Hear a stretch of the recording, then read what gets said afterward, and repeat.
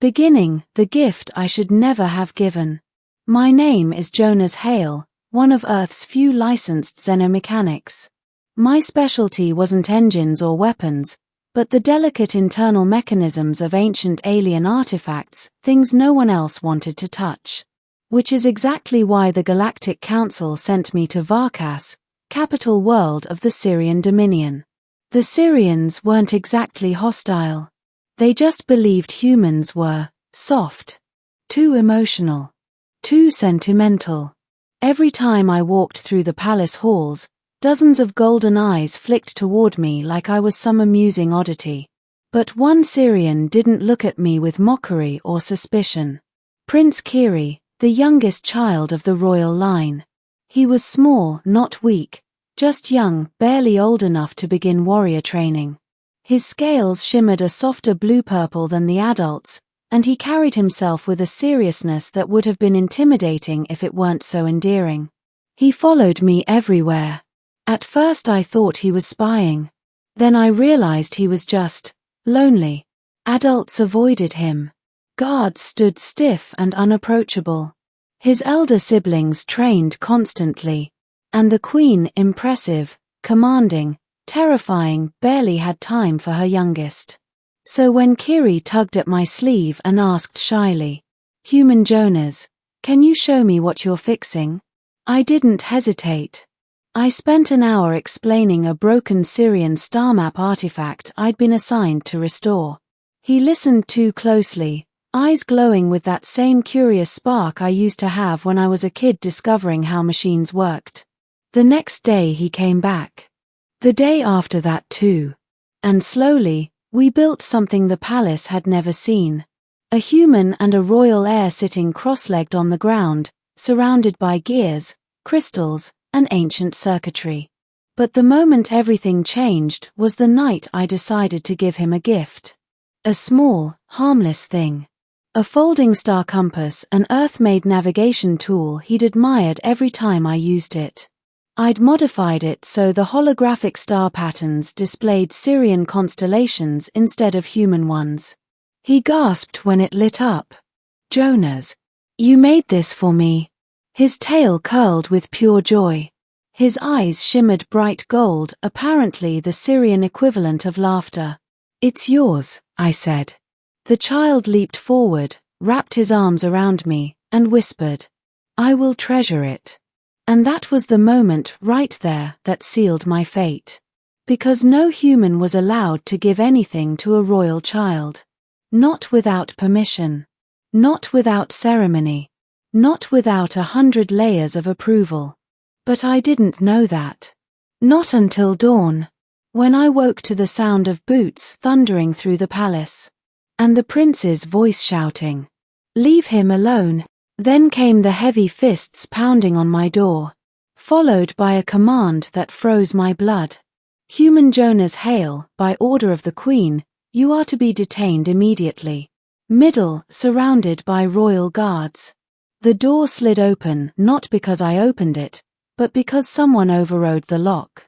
At least 20 Syrian royal guards barreled inside, surrounding me in a wall of shimmering armor and crackling pulse spears aimed directly at my chest. What did I do?" I stammered. The guard captain hissed, mandibles clicking. "Silence, human. You will answer only to the Queen." 2 guards grabbed my arms. Another scanned my quarters. A 4th found the empty star compass box.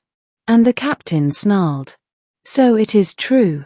Before I could ask what it was, I was dragged through the corridors, past servants who avoided my eyes, past nobles whispering coldly, past warriors gripping their weapons. Humans already weren't trusted here. And now it felt like the entire palace wanted me gone. Or worse. I was shoved into the throne chamber, falling to my knees on the polished stone. The Queen of Syrians, tall, scaled in shimmering obsidian tones, eyes like molten gold, stood at the top of the steps. Prince Kiri stood beside her, clutching the star compass. His eyes were red.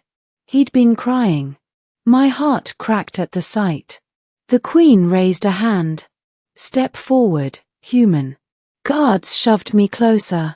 She studied me with an expression I could only describe as lethal calm. My son has brought something to me, she said. Something he claims you gave him. I swallowed. Yes, Your Majesty. I didn't know it was a crime, she finished coldly. Kiri rushed forward. Mother, please. Jonas didn't know. Humans don't understand Syrian traditions. Quiet, child. Her voice held authority so absolute that even the guard stiffened.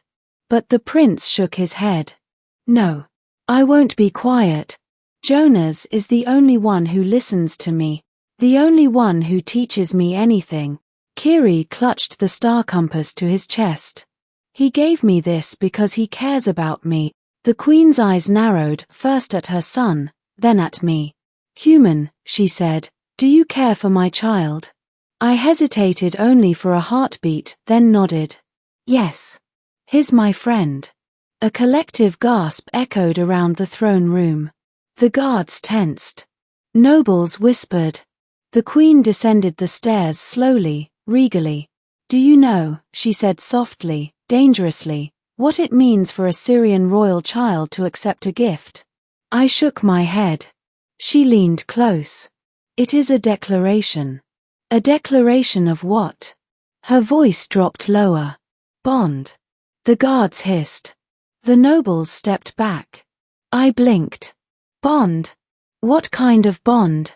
A royal child only accepts an object of personal craftsmanship if they have chosen the giver as a future companion, guardian, or advisor. My stomach flipped. And if the giver accepts? The queen's eyes burned brighter. They become part of the royal household. My mouth went dry. You're saying, a gift made me, your family? She nodded once. If both parties willingly acknowledge the exchange. Her gaze sharpened. So tell me, human, did you give this gift freely? Kiri looked at me, eyes wide and pleading. My answer would determine everything. If I denied it, I'd live, but I'd break the child's heart.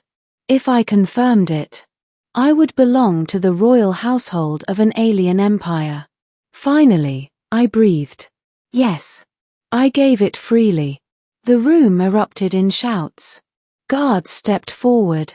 The captain shouted. This human cannot be allowed. Silence, the queen roared. Even the torches flickered at her voice. She turned toward her son. Prince Kiri, do you accept this human into your future circle? He nodded fiercely. Yes. Yes, mother. Jonas is mine. The consequences and a queen's test. The queen exhaled slowly, face unreadable. It is done, she said. Done. All the guards stared. I stared. Kiri practically glowed with joy. But then the queen lifted one hand, and the guards instantly tightened their formation around me. I flinched. What now? She approached again, slow, measured, predatory. You say you care for my son. Her gaze pierced me. Then prove it. How? She stepped back, giving a subtle hand signal.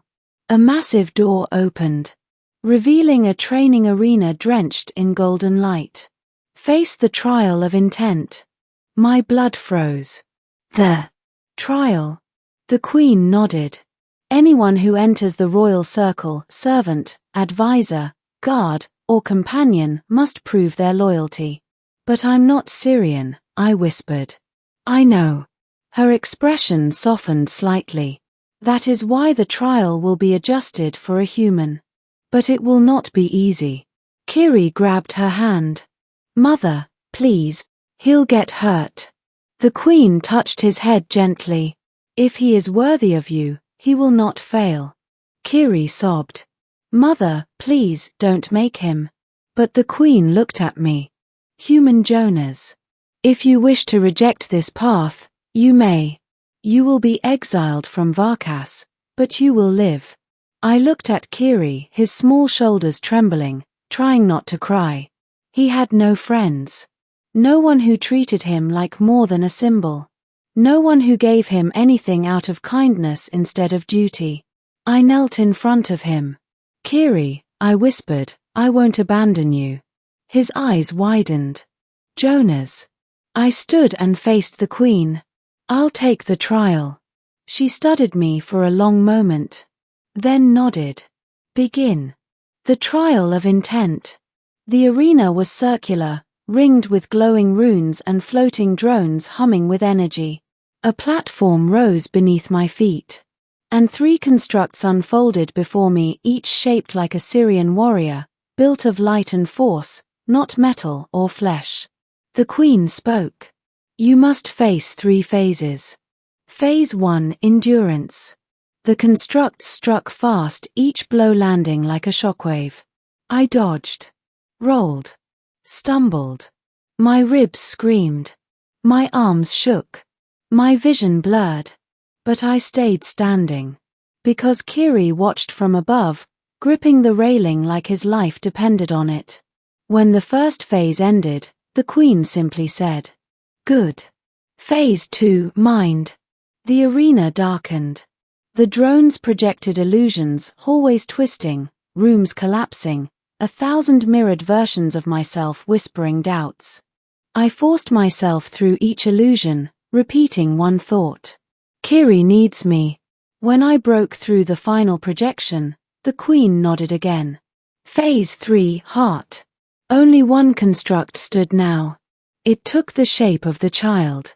Prince Kiri. He looked at me with golden eyes. Then charged. And I understood the test. They wanted to see if I'd harm what I claimed to protect. Instead of fighting, I dropped my weapon. The construct leaped, and I opened my arms. It dissolved before touching me, scattering like mist. Silence filled the arena. Then the Queen whispered, "It is done." Ending accepted by the royal house. The guards stepped aside. Kiri bolted down the stairs and collided with me, hugging me harder than ever. "You passed," he cried. "I knew you would." I knelt, hugging him back. Warmth surged in my chest, something fierce and protective.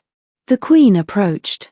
"Human Jonas," she said, "you have shown endurance, clarity, restraint, and loyalty. These qualities are rare among any species." She extended her hand. "From this moment, you are recognized as companion and advisor to Prince Kiri of the Syrian Dominion." The entire chamber bowed. Guards, nobles, ministers, all except one small prince who clung to my sleeve, smiling through his tears. The Queen added quietly, "And know this, if anyone threatens the child you've chosen to protect, the Dominion will defend you as one of its own." My throat tightened. I bowed my head. "Thank you, Your Majesty." Kiri tugged my arm. "Jonas, can we fix the star compass again? I want to add more constellations." I laughed. "Of course." As we walked out of the throne room together, past the guards who had once surrounded me, past the nobles who once whispered at my presence, I realized something strange and miraculous. A simple gift, a small act of kindness, had given me a new home, a new purpose, a new family. And as Kiri held my hand tightly, swinging our arms happily through the palace corridor, I knew one thing with absolute certainty. I would protect this child with everything I had, no matter what came next.